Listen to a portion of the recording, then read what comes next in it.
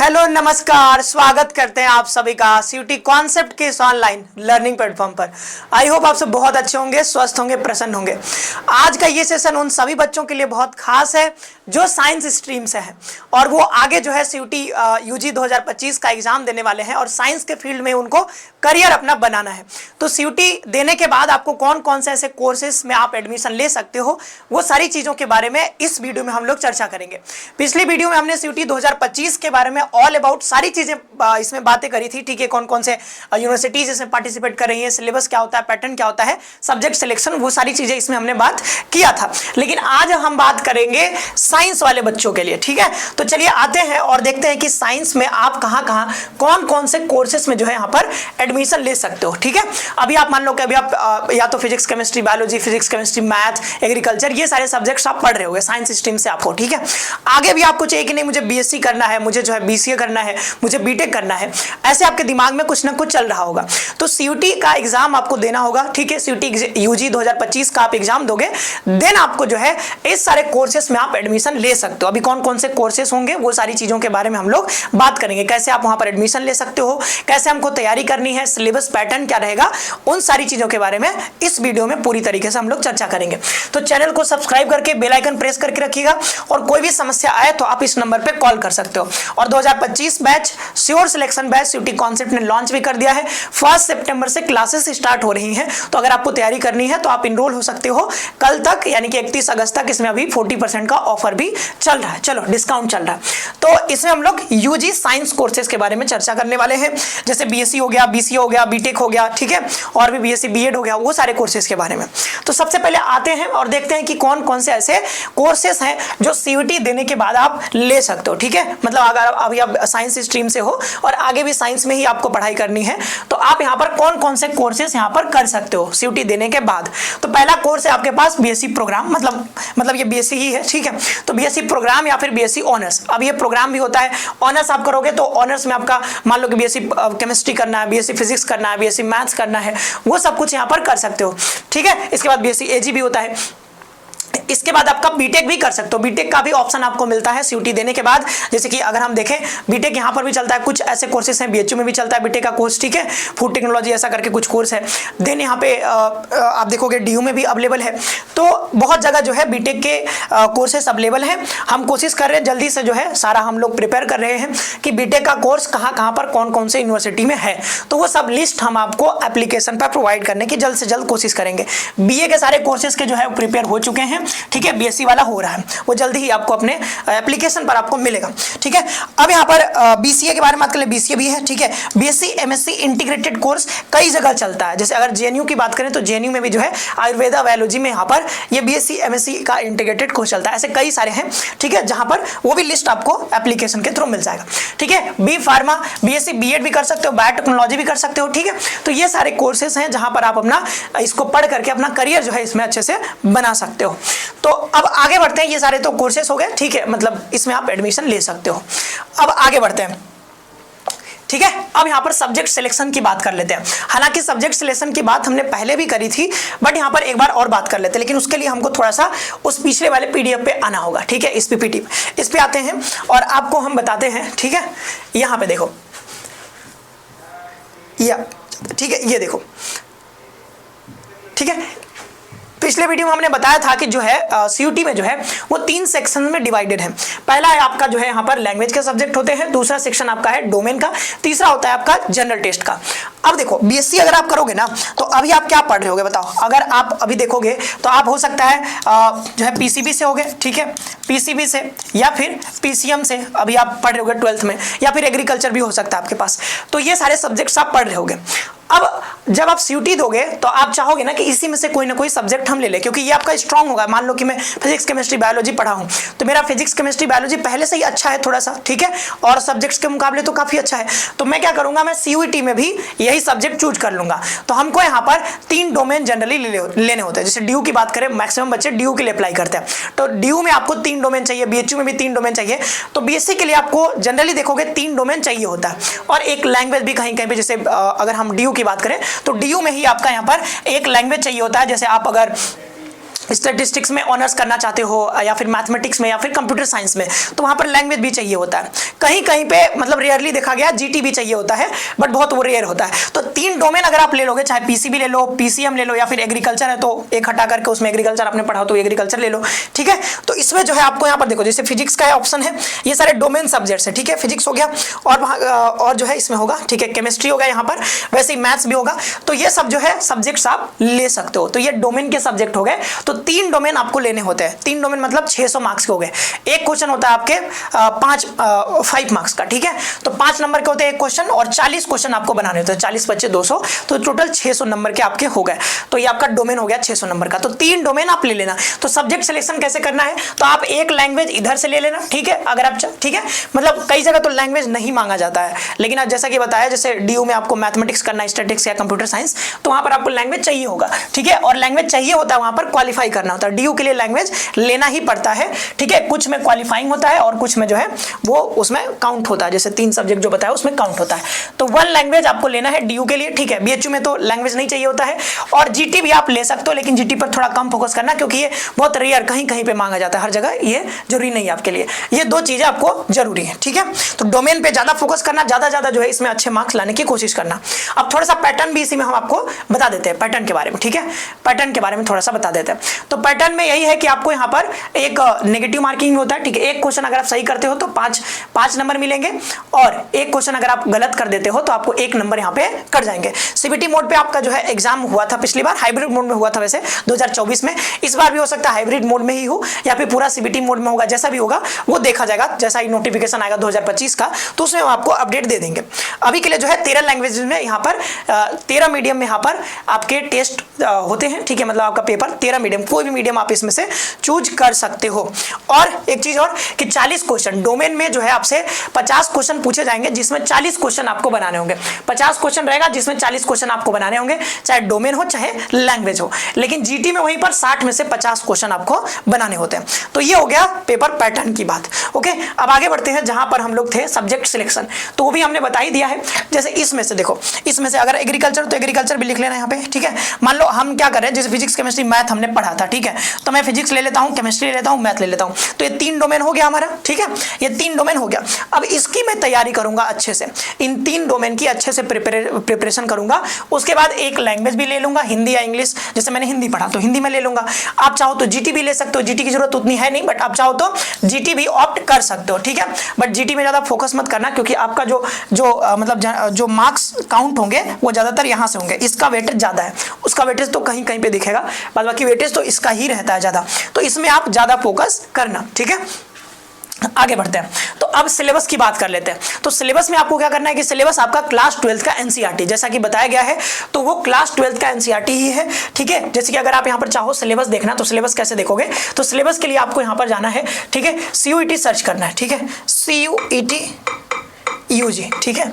ऐसे आप सर्च करोगे, देन यहाँ पर आप ऑफिशियल वेबसाइट पे आ जाओगे, ठीक है। जैसे कि मैं यहाँ पर आता हूँ, इसके बाद ये देखो सिलेबस लिखा हुआ है, ये 2024 का है। तो ये सिलेबस देखो यहाँ पर, जैसे मान लो मुझे फिजिक्स का सिलेबस चाहिए, तो मैं यहाँ पर क्लिक कर दूंगा। ये जो है फिजिक्स का पूरा सिलेबस हमारे पास हमारे सामने आ जाएगा। ये देखो फिजिक्स का सिलेबस, ये क्लास 12 जो आपने पढ़ा होगा वही चीज यहाँ पे है, ठीक है। लेकिन जो क्वेश्चन इस बार पूछे गए थे, जो चैप्टर हटा दिए गए, ठीक है। आपको पता होगा कि कुछ चैप्टर जो है वो हटा दिया गया है एनसीईआरटी से, तो वो आपका जो है बोर्ड में जो पढ़ाया जा रहा है वो तो हटाएगा, जो हटा दिया गया उसको नहीं पढ़ाया जा रहा होगा। लेकिन सीयूईटी में जो है वो जो हटा दिया गया है, जो आपका जो है जो भी यहाँ पर चैप्टर्स हटाए गए हैं, जो भी चैप्टर्स वहाँ से रिमूव कर दिए गए हैं, वो सारे चैप्टर से भी क्वेश्चन पूछे जाते हैं। तो वो भी आपको यहाँ पर पढ़ना है। ऐसा नहीं करना है कि आपको जो है जो नया वाला बन के आया है उसी को पढ़ना है, नहीं, जो हटा दिए गए हैं उसको भी आपको पढ़ना है, क्योंकि वहाँ से भी क्वेश्चन बनते हैं। अब सिलेबस के बारे में, तो सिलेबस आप जानते हो क्लास 12 का एनसीईआरटी, ठीक है। लेकिन सिर्फ एनसीईआरटी पढ़ने से आपका काम नहीं होगा, क्योंकि क्वेश्चन का लेवल जो होता है वो ऐसा नहीं कि आपका जो बोर्ड में क्वेश्चन पूछा जाता है उसी क्वेश्चन को आप कर लोगे तो आपका यहाँ पर सीयूटी में एकदम आराम से हो जाएगा, ऐसा नहीं है। आपको अगर अच्छे यूनिवर्सिटी में आपको दाखिला लेना है, डीयू में, बीएचयू में, तो आपको कहीं ना कहीं बहुत हाई लेवल के क्वेश्चंस की प्रैक्टिस करनी होगी और तैयारी भी बहुत हाई लेवल की रखनी होगी।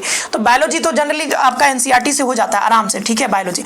लेकिन वहीं पर आपका केमिस्ट्री हो गया, ठीक है, केमिस्ट्री, फिजिक्स, ठीक ठीक है, मैथ्स, इसके लिए आपको अपना लेवल थोड़ा सा बढ़ाना होगा, ठीक है, इसके लिए आपको लेवल थोड़ा सा बढ़ाना होगा और भी बुक्स की, अपने टीचर्स की मदद जरूर लेनी होगी यहाँ से। बायोलॉजी तो आपका यहाँ से हो जाएगा आराम से एनसीईआरटी से ही, लेकिन यहाँ पर कोई जरूरी नहीं कि आपका जो है यहाँ पर सिर्फ एनसीईआरटी पढ़ करके आप इसको कवर नहीं कर पाओगे पूरी तरीके से, ठीक है, तो आपको बाहर से भी थोड़ा मदद लेना होगा।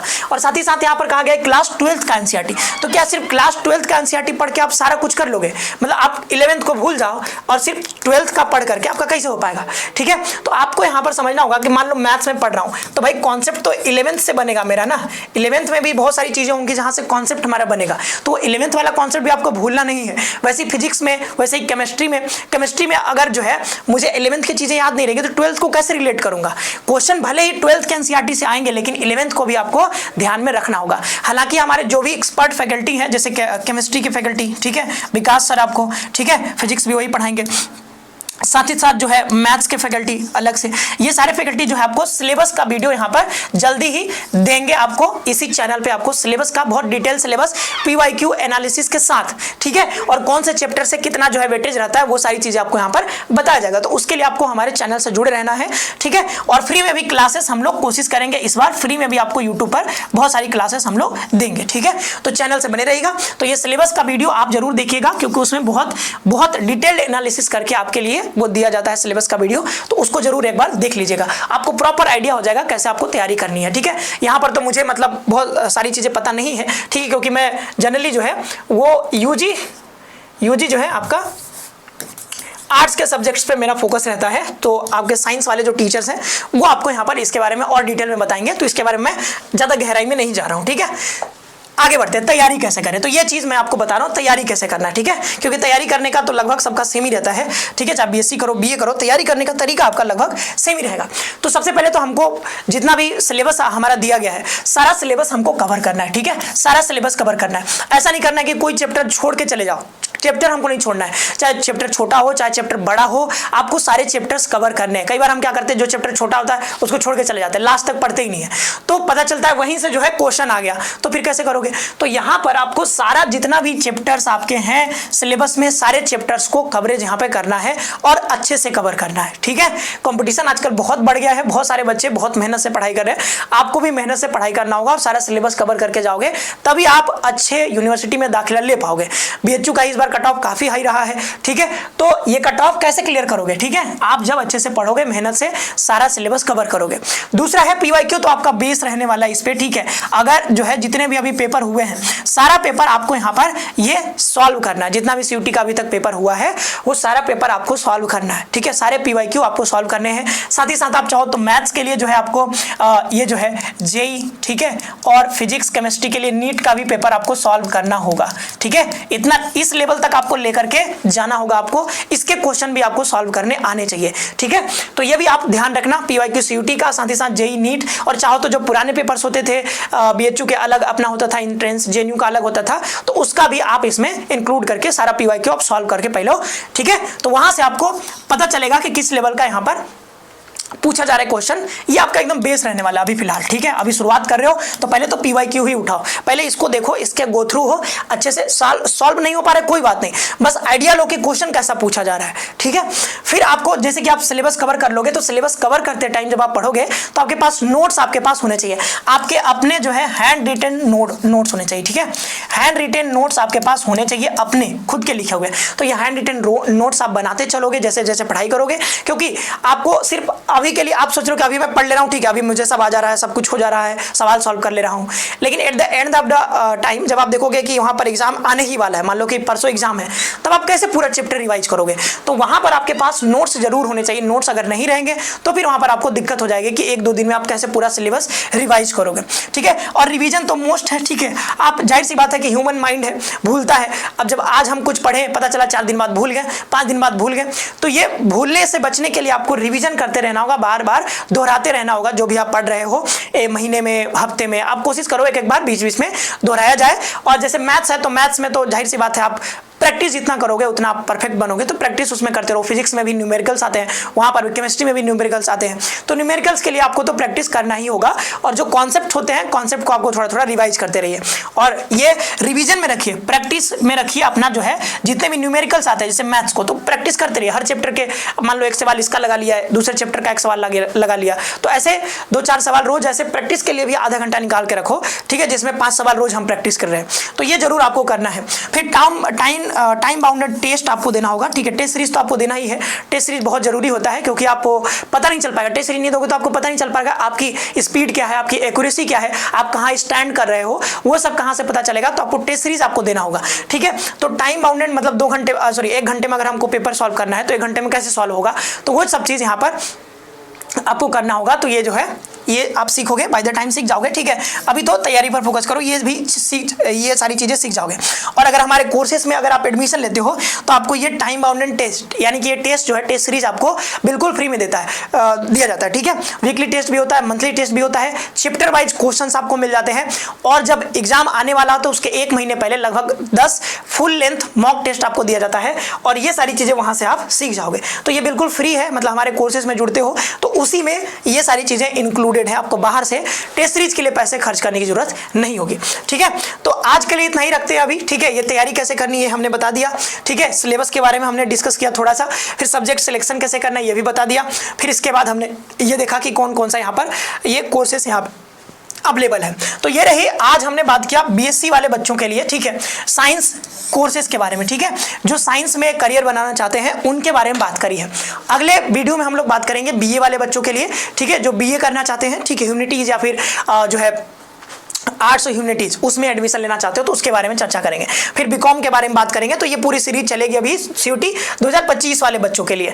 तो 2025 में जो भी बच्चे पेपर देने जा रहे हैं इस सीरीज के साथ कनेक्टेड रहो, हर एक इन्फॉर्मेशन यहाँ से आपको मिलेगी। और साथ ही साथ अगर आप तैयारी करना चाहते हो तो हमारे कोर्सेज जो है वो लॉन्च हो चुके हैं, तो आप जो है सीयूटी कॉन्सेप्ट सर्च कर सकते हो। यहाँ पर श्योर सिलेक्शन बैच ये लॉन्च हो चुका है, 1 सितंबर से क्लासेस स्टार्ट हो रही हैं, ये देख लो, ठीक है। यहाँ पर सारे कोर्सेज आपको अवेलेबल मिल जाएंगे। कोर्सेज के बारे में आप जानना चाहो तो कोर्सेज पर क्लिक करोगे, देन बीएससी के कोर्सेज आपको दिख जाएंगे। या फिर आप यही काम जो है हमारे जो है ऐप से भी कर सकते हो, प्ले स्टोर से जाकर के एप्लीकेशन डाउनलोड कर सकते हो सीयूटी कॉन्सेप्ट का, ठीक है। तो यूजी हो पीजी हो सारे कोर्सेज यहाँ पर अवेलेबल हैं, ठीक है, बीएड हो, ठीक है, सारे कोर्सेज अवेलेबल हैं। तो आप यहाँ पर जाइए और कोर्सेज को अवेल कर सकते हैं। मिलते हैं नेक्स्ट सेशन में। आप सभी का बहुत बहुत धन्यवाद। खुश रहिए, मस्त रहिए, पढ़ते रहिए।